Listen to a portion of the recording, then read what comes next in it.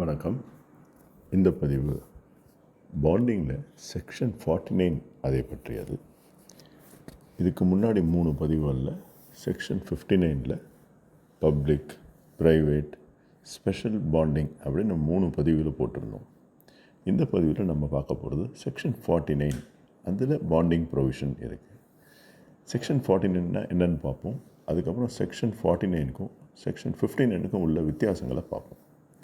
Section 49 அப்படிங்கிறது நீங்கள் ஒன்று கிளியர் பண்ணுறதுக்காக பில் ஆஃப் என்ட்ரி ஃபைல் பண்ணுறோம், அல்லது வேர் ஹவுஸ் பண்ணுறதுக்காக ஒரு பில் ஆஃப் என்ட்ரி ஃபைல் பண்ணுறோம்.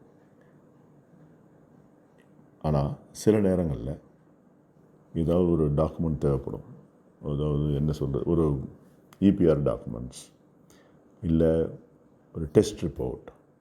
ஆனால் நீங்கள் டியூட்டிலாம் கட்டியாச்சு, பட் இந்த டாக்குமெண்ட் இல்லாமல் கிளியர் பண்ண முடியாது. அப்போ என்ன பண்ணலாம்?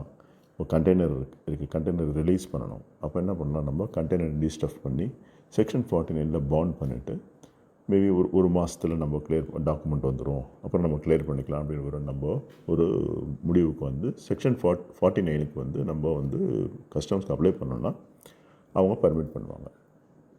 இது ஒரு டெம்பரரி சொல்யூஷன்.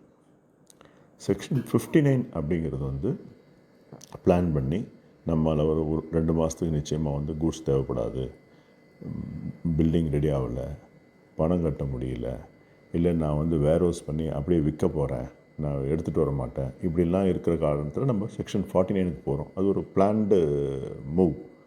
ஆனால் செக்ஷன் 49 அப்படிங்கிறது சடன் அன்எக்ஸ்பெக்டட் சுச்சுவேஷன், நம்மளால் அதை கிளியர் பண்ண முடியாத ஒரு காரணத்தில் இருக்கும்போது நாம் என்ன பண்ணுறோம்? செக்ஷன் 49க்கு மூவ் பண்ணுறோம். இதுதான் செக்ஷன் 49க்கும் செக்ஷன் 59க்கும் உள்ள வித்தியாசம். தேங்க்யூ.